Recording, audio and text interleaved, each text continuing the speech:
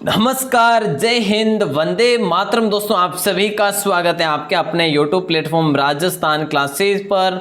देखिए दोस्तों, भारतीय इतिहास की सीरीज अपनी जो चल रही है और 1000 की प्रश्नोत्तरी जो चल रही है, तो दोस्तों इसमें आज अपन है जो 180 नंबर से स्टार्ट करेंगे। वैसे इससे पहले दोस्तों अपन जो है प्राचीन इतिहास और आधुनिक इतिहास जो पढ़ चुके हैं दोस्तों, और अब अपना जो चल रहा है मध्यकालीन इतिहास। ठीक है, तो मध्यकालीन इतिहास में दोस्तों अपन 181 से आज स्टार्ट करने वाले हैं। सभी प्यारे भाई बहनों से निवेदन यही रहेगा कि इस क्लास को स्टार्ट से और लास्ट तक जरूर देखना, ताकि आपके ये 30 महत्वपूर्ण प्रश्न और इसके साथ जो एडवांस बताऊंगा वो आपके लिए बेहतरीन होने वाला। देखिएगा पहला क्वेश्चन आपके स्क्रीन पे, मुगल काल में बंदरगाहों का सर्वोच्च अधिकारी जो था वो कौन होता था दोस्तों, ये बताना है। मुगल काल में बंदरगाहों का सर्वोच्च अधिकारी होता है वो कौन होता था, ये बताना है दोस्तों। बहुत ही सिंपल क्वेश्चन है। मुस्तदी होता था या मीर ए बहार या मुशरिफ या मुकद्दम। दोस्तों बी ऑप्शन राइट आंसर होगा। क्या हो जाएगा? मीर ए बहार हो जाएगा मेरे दोस्तों। ठीक है, याद रखेंगे। और अकबर के प्रशासन में बंदरगाहों की व्यवस्था मीर ए बहार देखता था दोस्तों। याद रखेंगे इस क्वेश्चन को, बहुत ही अच्छा क्वेश्चन है। राइट आंसर अगला क्वेश्चन का देंगे बिल्कुल। विजयनगर साम्राज्य की स्थापना के समय दिल्ली का राजा कौन था मेरे दोस्तों, ये बताना है। सभी बताएंगे। देखिएगा, मोहम्मद बिन तुगलक होगा, फिरोज शाह तुगलक होगा, मोहम्मद गोरी होगा, या फिर जो है अलाउद्दीन खिलजी होगा। दोस्तों बहुत ही सिंपल क्वेश्चन है, मोहम्मद बिन तुगलक हो जाएगा। विजयनगर साम्राज्य की स्थापना 1336 ईस्वी में हरियर और बुक्का दो भाई थे, इन दोनों ने की थी दोस्तों। हरियर और बुक्का ने 1337 में की थी। तब दिल्ली सल्तनत पर मोहम्मद बिन तुगलक का राज्य था दोस्तों। अब हम आगे बढ़ेंगे, अगले क्वेश्चंस को देखेंगे। अगला क्वेश्चन आपके स्क्रीन पे देखिएगा दोस्तों कि कौन सा राजपूत राजा मस्जिद के पुनर्निर्माण के लिए जाना जाता है। कौन सा राजपूत राजा मस्जिद के पुनर्निर्माण के लिए जाना जाता है, और इसका राइट आंसर मिहिर भोज को नहीं जाएगा, भोज परमार को भी नहीं जाएगा, जय सिंह सिद्धराज को चला जाएगा मेरे दोस्तों। बहुत ही सिंपल क्वेश्चन, यदि पढ़ा है पहले से तो सी ऑप्शन बिल्कुल करेक्ट होगा दोस्तों। ये धर्म निरपेक्ष राजपूत राजा थे, है ना। वो गुजरात के चालुक्य वंश का राजा था। ये कौन था? ये गुजरात का चालुक्य राजा था दोस्तों, चालुक्य वंश का राजा था। और इसने मस्जिद के निर्माण के लिए 1 लाख मुद्राएं जो है दी थी दोस्तों। अब अपन आगे बढ़ते हैं, अगले क्वेश्चन को देखते हैं। नंबर 184। देखिए दोस्तों, ये अपना मध्यकालीन इतिहास जो है ना ये कंप्लीट हो जाएगा। जिससे रिलेटेड अब अपन कोई क्वेश्चन नहीं पढ़ेंगे, है ना। तो राइट आंसर यहाँ पे क्या जाएगा? कौन सा मिलान सही नहीं है? बाज बहादुर मालवा, सुल्तान, देखिए दोस्तों बाज बहादुर जो है मालवा के, या सुल्तान मुफर शाह जो है गुजरात के है या नहीं, यूसुफ आदिल शाह अहमदनगर, या कुतुब शाह गोलकुंडा। दोस्तों बहुत ही सिंपल क्वेश्चन है, इसमें आपका राइट आंसर किसके साथ जाएगा? सी ऑप्शन के साथ। यूसुफ आदिल शाह जो है ना ये अहमदनगर के दोस्तों, देखिए बीजपुर के आदिल शाही वंश का संस्थापक था। ठीक है, ये कहाँ के थे? अहमदनगर के नहीं थे, बल्कि किसके थे? ये बीजपुर के थे मेरे दोस्तों। कहाँ के? बीजपुर के। ठीक है, तो बाकी ये जो है इस प्रकार से आप सभी को राइट करना है, ताकि ये जो बिल्कुल चारों ऑप्शन आपके क्लियर हो जाए। चलिए दोस्तों अगले क्वेश्चन को देखते हैं। नंबर 185 आपकी स्क्रीन पे देखिएगा। क्वेश्चन क्या पूछा जा रहा है कि दक्षिण भारत के पश्चिम घाट पर कौन से भारतीय के जो थे वो हिस्से थे दोस्तों, ये बताना है। दक्षिण भारत के पश्चिमी घाट पर कौन से भारतीय हिस्से थे? मुसिरी, तोंडी, उपयुक्त दोनों, या इनमें से कोई नहीं। तो दोस्तों यहाँ पे आपका क्या जाएगा? थोड़ा सा दिमाग लगाएंगे, सी ऑप्शन आपका राइट आंसर रहेगा। उपयुक्त तो सभी हो जाएगा दोस्तों। ठीक है, अगर बात करें तो दोस्तों इस दोनों के बारे में, ये दोनों जो थे उस समय भारत के हिस्से थे, मुसिरी और तोंडी। ठीक है, चलिए अगला क्वेश्चन आपके स्क्रीन पे 186। मोहम्मद बिन तुगलक के समय विदेशी यात्री इब्न बतूता आया, वो किस देश से आया था मेरे दोस्तों, ये बताना है। इससे आसान प्रश्न हो नहीं सकता मेरे दोस्तों, और बहुत ही सिंपल क्वेश्चन है। राइट आंसर किसके साथ जाएगा, जल्दी से बताएंगे। रूस के साथ, इराक, ईरान या मोरक्को। बहुत सिंपल दोस्तों, सभी राइट आंसर बताएंगे, मोरक्को हो जाएगा। बिल्कुल दोस्तों, बहुत ही बड़ी अच्छी बात है। ठीक है, इब्न बतूता जो है मोरक्को का यात्री था, उसने 8 वर्षों के लिए दिल्ली के काजी पद पर है जो कार्य किया दोस्तों, काजी पद पर दिल्ली में 8 वर्ष तक कार्य किया मेरे दोस्तों, ये भी आपको याद रखना है। अगला क्वेश्चन आपकी स्क्रीन पे आ चुका है। देखिए दोस्तों, मोहम्मद गौरी को माउंट आबू के पास किसने हराया था, ये बताना है। भीमदेव सोलंकी ने, विजय देव ने या भीमदेव सोलंकी दोस्तों सेकंड ने, या इनमें से कोई नहीं। दोस्तों यहाँ पे आपका राइट आंसर, जो भी प्यारे भाई ने सी ऑप्शन बता रहे हैं उनका राइट होगा। देखिए दोस्तों, आप में से किसी के गलत हो रहे हैं तो कोई मतलब कि चिंता वाली बात नहीं है, क्योंकि जब आप प्रश्न ही पहली बार देख रहे हैं तो किस बात की टेंशन है ना। तो दोस्तों मोहम्मद गौरी को 1178 में गुजरात के चालुक्य वंशी राजा भीमदेव सोलंकी द्वितीय ने हराया था। ये कहाँ के थे, ये गुजरात के थे दोस्तों। और गुजरात के कौन थे, ये चालुक्य वंशी थे दोस्तों। ठीक है, तो याद रखेंगे सारी ये डिटेल है ना। और दोस्तों उसे बंदी बनाया और फिर बाद में रिहा भी कर दिया था। चलिए अगला क्वेश्चन ये रहा कि किस चोल राजा ने मालदीव को जीता था मेरे दोस्तों, ये बताना है। राजराज चोल प्रथम ने, या राजराज द्वितीय ने, या फिर राजेंद्र चोल, या फिर इनमें से नहीं। तो मेरे दोस्तों ये ऑप्शन को आप लॉक कर देंगे। यहाँ पे क्या करेंगे, लॉक करेंगे। बिल्कुल राजराज चोल प्रथम हो जाएंगे। और दोस्तों ये प्रथम चोल वंश का राजा था। ठीक है, मतलब कि ये जो था ना राजराज चोल प्रथम, ये चोल वंश का राजा था। और उसकी 12,000 की समुद्री सेना थी। उसने मालदीव पर विजय भी प्राप्त की थी। कहाँ पे की थी, मालदीव पर। समुद्री सेना कितनी थी, 12,000 इसकी समुद्री सेना थी मेरे दोस्तों। 179 क्वेश्चन, 89 क्वेश्चन आपकी स्क्रीन पे। औरंगजेब की मृत्यु हुई तो कहाँ पे हुई मेरे दोस्तों। और आपसे अगर पूछा जाए कि कब हुई तो भी आप बताएंगे मेरे दोस्तों, क्योंकि बहुत ही सिंपल क्वेश्चन है। आगरा में नहीं, बीजपुर में भी नहीं, अहमदनगर में हुई साथियों। बिल्कुल सी ऑप्शन राइट आंसर होगा। औरंगजेब शाहजहां का पुत्र था दोस्तों। किसका था, शाहजहां का पुत्र था मेरे दोस्तों। बहुत ही सिंपल क्वेश्चन है। ठीक है, का पुत्र किसका था, शाहजहां का। अब इसकी मृत्यु की बात करें तो दोस्तों 20 फरवरी 1707 को इसकी मृत्यु हुई। और उस समय ये कुल है जो 80 वर्षों का हो चुका था। और इसकी मृत्यु अहमदनगर में हुई थी मेरे दोस्तों। अगला क्वेश्चन 190 आपके स्क्रीन पे, राइट आंसर किसके साथ जाएगा।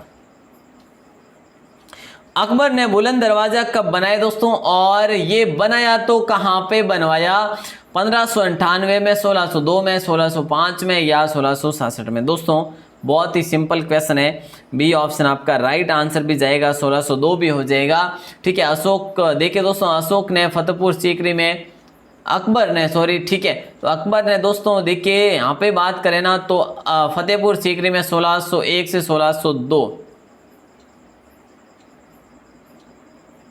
को निर्माण करवाया। ठीक है, तो बिल्कुल जो है आगे बढ़ते दोस्तों अगले क्वेश्चंस को देखते हैं। अगला जो क्वेश्चन आपकी स्क्रीन पे आ चुका है, और अकबर ने किस जैन गुरु को जगत गुरु की उपाधि दी थी, ये बताना है।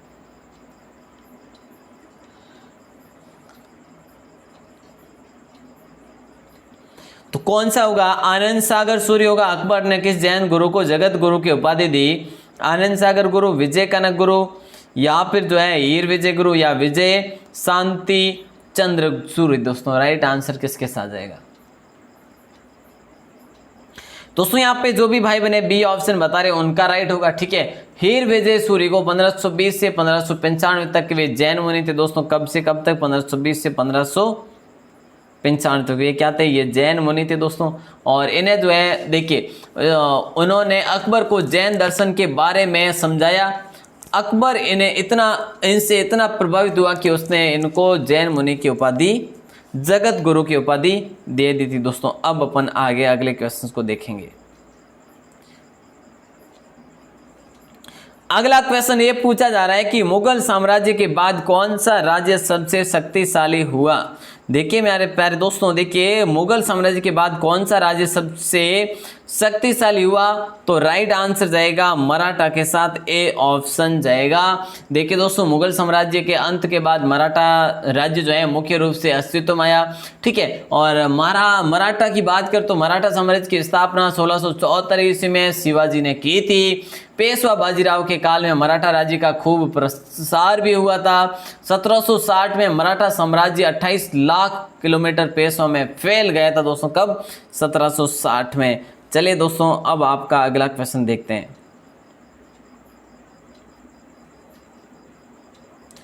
अगला क्वेश्चन ये किया जा रहा है आपसे कि किसके शासनकाल के बाद मुगल काल का पतन हो गया था? जहांगीर का, शाहजहां का या औरंगजेब का? इनमें से कोई नहीं। दोस्तों, किसके शासनकाल के बाद मुगल काल का पतन भी जो है हो गया था? बिल्कुल सिंपल है सभी भाई बहने, औरंगजेब बताएंगे। यहाँ पे बहुत सिंपल क्वेश्चन है ना दोस्तों। अगर बात करें औरंगजेब के शासनकाल की, तो इसका पतन तो हुआ ही था। इसी के बाद में औरंगजेब की जो प्रशासकीय जो व्यवस्था थी, अव्यवस्था के कारण दक्षिण भारत की जनता एवं मुस्लिम रियासतों में जो क्या हो गया था? असंतोष व्याप्त जो हो चुका था, प्राप्त हो चुका था। दोस्तों, अगला क्वेश्चन आपकी स्क्रीन पे 194। देखिए कि ताजमहल का निर्माण किसकी स्मृति में करवाया गया? मुमताज, नूरजहां, जहांआरा या फिर जोधाबाई? देखिए दोस्तों, बहुत ही सिंपल क्वेश्चन है। अब इसमें भी कोई गलत करे ये तो हो नहीं सकता। ए ऑप्शन आपका राइट आंसर जाएगा। लॉक करेंगे मुमताज को। दोस्तों, ताजमहल का निर्माण शाहजहां ने करवाया था, अपनी बेगम मुमताज महल की स्मृति में करवाया था, ठीक है। और यह जो बना है ये सफेद संगमरमर का बना हुआ है। दोस्तों, अब आपका अगला क्वेश्चन देखते हैं। देखिएगा, अगला क्वेश्चन है कि देवगिरी को सर्वप्रथम किसने जीता था? दोस्तों, देवगिरी जो स्थान है ये सबसे पहले किसने जीता था? जलालुद्दीन फिरोज, अलाउद्दीन खिलजी, गयासुद्दीन तुगलक या मोहम्मद बिन तुगलक? तो दोस्तों, राइट आंसर 1204 में दोस्तों यहाँ पे आक्रमण किया गया। कब किया गया? 1204 में यहाँ पे आक्रमण किया गया।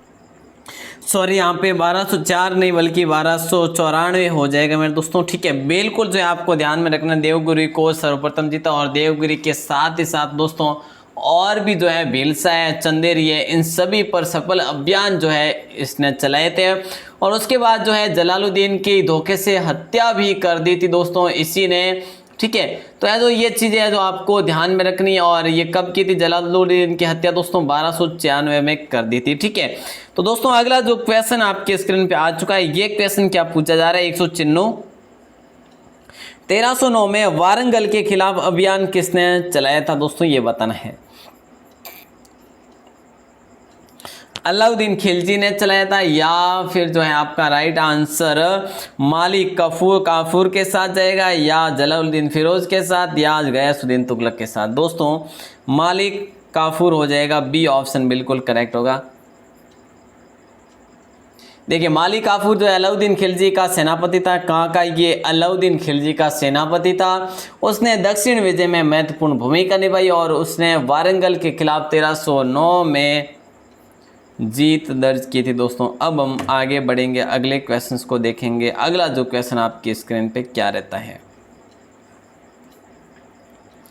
देखिए दोस्तों, मजमा अल बहरैन की रचना जो कि ये किसने की, ये बताना है। बहुत ही सिंपल क्वेश्चन है, जल्दी से बताएंगे सारे भाई बने। देखिएगा, मजमा अल बहरैन की रचना जो है औरंगजेब, शाहजहां, दारा शिकोह या फिर जो है इनमें से कोई नहीं। लेकिन दोस्तों आपका सी ऑप्शन यहाँ पे राइट आंसर जाएगा, दारा शिकोह हो जाएगा। बहुत ही सिंपल, ठीक है। दारा शिकोह एक संस्कृत और फारसी का विद्वान था दोस्तों, ठीक है। और बात करें तो वह शाहजहां का सबसे बड़ा पुत्र भी था। उसने मजमा अल बहरैन की रचना की जिसमें वेदांत का वर्णन भी मिलता है, ठीक है। चलिए दोस्तों, अब आपका अगला क्वेश्चन ये रहा। देखिए दोस्तों, जल्दी से बताएंगे 198 नंबर के अकबर के किस दरबारी विद्वान ने अथर्व का पारसी अनुवाद किया था? बहुत ही सिंपल है मेरे दोस्तों, बहुत ही सिंपल। और शायद ये क्वेश्चन अपन 1-2 दिन पहले पढ़ा भी होगा, इससे रिलेटेड ही पढ़ा होगा दोस्तों। राइट आंसर आपका जाएगा ए ऑप्शन के साथ। लॉक करेंगे सभी भाई बहने, हाजी इब्राहिम सर हिंदी। और दोस्तों, जिन्होंने अथर्ववेद का संस्कृत से, मतलब अथर्ववेद संस्कृत में थी और संस्कृत से जो पारसी या फारसी में इन्होंने लिखा, अनुवाद किया। दोस्तों, आपका अगला क्वेश्चन देखते हैं 199। देखिएगा जिंदा पीर किसे कहा जाता है दोस्तों, ये बताना है। बहुत ही सिंपल क्वेश्चन है, जिंदा पीर किसे कहा जाता है? अकबर को, शाहजहां को, या औरंगजेब को, या जहांगीर को? दोस्तों बिल्कुल सिंपल होगा, बिल्कुल सिंपल, सी ऑप्शन को लॉक कर दीजिएगा यहाँ से, है ना। जिंदा पीर जो है औरंगजेब को कहा जाता दोस्तों, और औरंगजेब अपने खर्चे के लिए कुरान की आयतें लिखता और टोपी सीलता था, इन्हीं के कारण उसे जिंदा पीर भी कहा जाता है। चलिए 200 नंबर क्वेश्चन आपकी स्क्रीन पे दोस्तों, राइट आंसर किसके साथ जाएगा?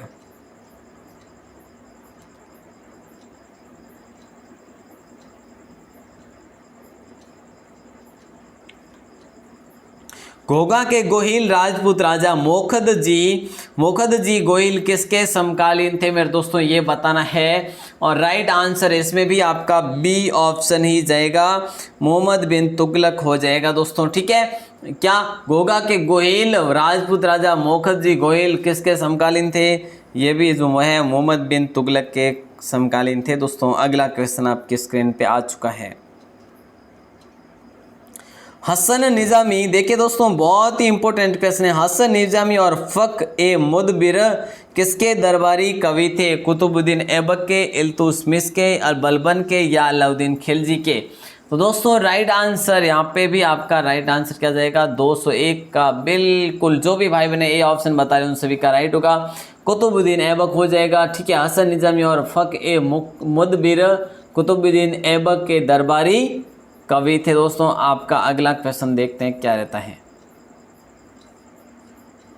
ये रहा आपका अगला क्वेश्चन, देखिएगा पूछा क्या जा रहा है कि मोहम्मद गौरी ने पहली बार भारत पर आक्रमण किया तो कब किया दोस्तों, ये बताना है। कितना सिंपल क्वेश्चन हो सकता है, तो आपका बी ऑप्शन राइट आंसर जाएगा, 1175 हो जाएगा दोस्तों।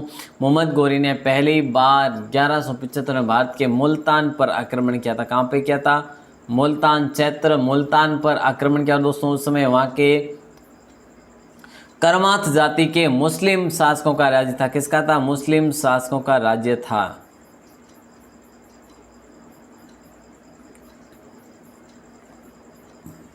ये रहा आपका अगला क्वेश्चन, देखिएगा।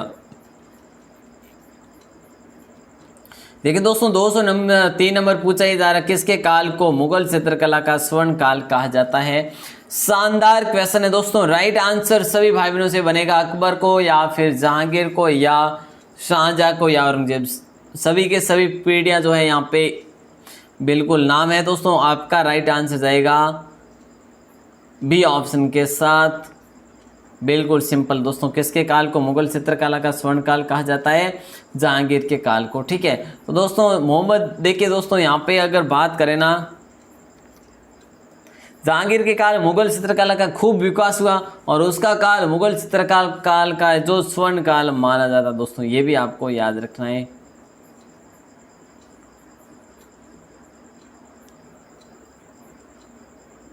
देखिए प्रश्न क्या पूछा है कि किसका काल मुगल वास्तुकला का स्वर्ण काल कहा जाता है? किसका काल मुगल वास्तुकला का स्वर्ण काल? अभी अपन ने क्या देखा? अभी अपन ने देखा कि मुगल चित्रकला। अब आपको पूछा जा रहा है वास्तुकला का स्वर्ण काल, तो दोस्तों शाहजहां हो जाएगा, ठीक है। तो बिल्कुल जो है सी ऑप्शन राइट आंसर होगा। शाहजहां के काल को मुगल वास्तुकला का स्वर्ण काल कहा जाता है। इसकी प्रमुख इमारतें दोस्तों जैसे कि ताजमहल इनके द्वारा बनाई गई, लाल किला इनके द्वारा बनाया गया, मोती मस्जिद जो है आगरा में इनके द्वारा बनवाई गई, ठीक है। और जामा मस्जिद जो है ये भी है जो शाहजहां के द्वारा ही बनवाई गई। तो दोस्तों ये सारी चीज़ें याद कर लेना। 205 नंबर क्वेश्चन आपके स्क्रीन पे ये पूछा जा रहा है। पूछा ये जा रहा है मोहम्मद बिन कासिम ने भारत पर आक्रमण कब किया था दोस्तों, ये बताना है। जल्दी से बताएंगे फिर अपनी क्लास को करते हैं।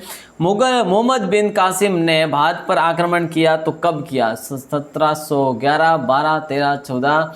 राइट आंसर बी ऑप्शन के साथ जाएगा 712। और दोस्तों मोहम्मद बिन कासिम ने 712 ईस्वी में भारत पर आक्रमण किया, और उस समय वो सिंध के राजा दाहिर थे दोस्तों, ठीक है। सिंध के राजा उस समय कौन थे? दाहिर थे। चलेगा अगले क्वेश्चन को देखते हैं दोस्तों। अगला क्वेश्चन, लिंगराज जी मंदिर जो है कौन से प्रदेश में, कौन से राज्य में, ये बताना है। लिंगराज जी का मंदिर जो है किस प्रदेश में, उड़ीसा में या आंध्र प्रदेश में या उत्तर प्रदेश में या फिर जो है कर्नाटक में। दोस्तों राइट आंसर बहुत ही सिंपल, वेरी गुड। जो भी भाई बने ए ऑप्शन बता रहे हैं उन सभी का राइट होगा। देखिए उड़ीसा हो जाएगा दोस्तों। लिंगराज मंदिर जो है कहाँ पे, ये उड़ीसा में। और दोस्तों यहाँ पे हम बात करें तो ये इसकी जैसे कि राजधानी है उड़ीसा की भुवनेश्वर, तो ये मंदिर भी कहाँ पे होना चाहिए, भुवनेश्वर में भी होगा दोस्तों। बिल्कुल सिंपल सी बात है। और दोस्तों अगर बात करें इसे जो है ना, इसे जजती केसरी ने बनवाया था। किसे बनाया था, जजती केसरी ने बनवाया था, ठीक है ना, बिल्कुल। और ये जो है ये 11वीं सदी में बना हुआ है दोस्तों। और लेकिन फिर भी यहाँ पे कुछ हिस्से में 1400 साल है जो यहाँ पे पूरे भी हो गए कुछ हिस्सों के। दोस्तों अगला क्वेश्चन 207 नंबर आपकी स्क्रीन पे आ चुका है। और ध्यान देंगे, जरा ध्यान देंगे, देखिएगा। नटराज की कांस्य मूर्ति किस वंश से संबंधित है। राइट आंसर दोस्तों किसके साथ जाएगा, नटराज की कांस्य मूर्ति किस वंश से संबंधित है। जो राइट आंसर चोल होगा, चेर होगा, पांड्य होगा या फिर राष्ट्रकूट होगा। दोस्तों इनमें से एक होगा और जल्दी बताएंगे तो बिल्कुल जो है चोल हो जाएगा आपका राइट आंसर।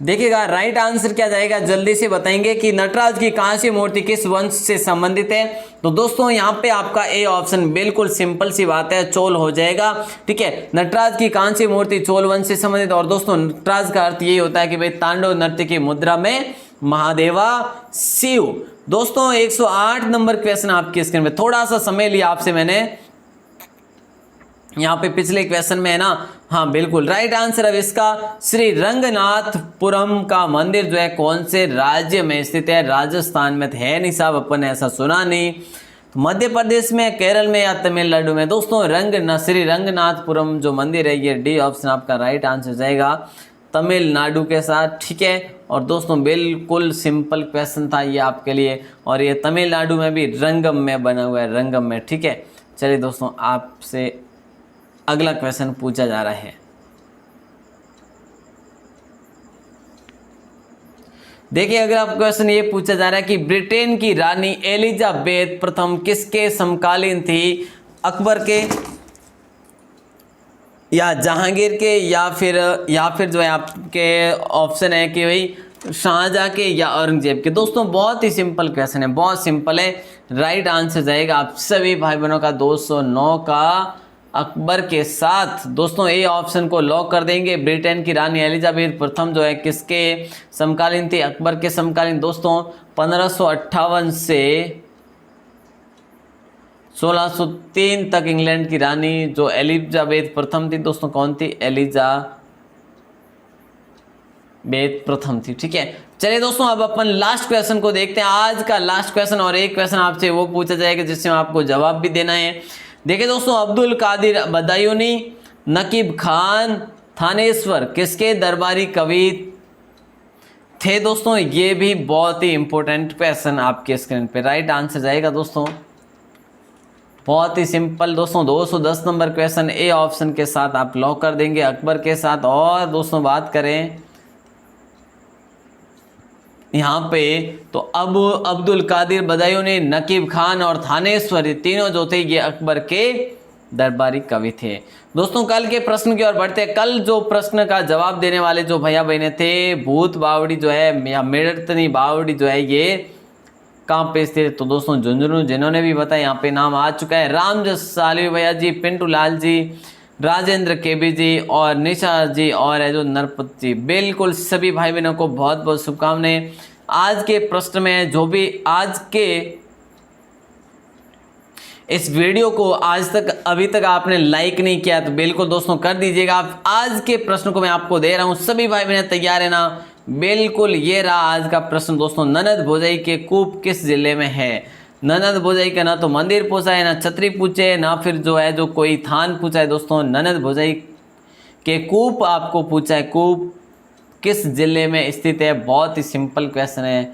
बिल्कुल दोस्तों जल्दी से बताएंगे। फिर आज की क्लास को, आज के लाइव प्रीमियर को एंड कर देते हैं। और दोस्तों सुबह सुबह नेटवर्क की प्रॉब्लम के कारण जो है प्रीमियर करनी पड़ रही है, तो दोस्तों बिल्कुल आप भी उतने ही उत्साह के साथ पढ़िएगा। और आप सभी का बहुत बहुत आभार, बहुत बहुत धन्यवाद। और दोस्तों वीडियो को लाइक कर दीजिएगा, शेयर वगैरह ज़रूर कर दीजिएगा। और आप पहली बार है चैनल पे तो बिल्कुल सब्सक्राइब करना ना भूलें। बहुत बहुत धन्यवाद।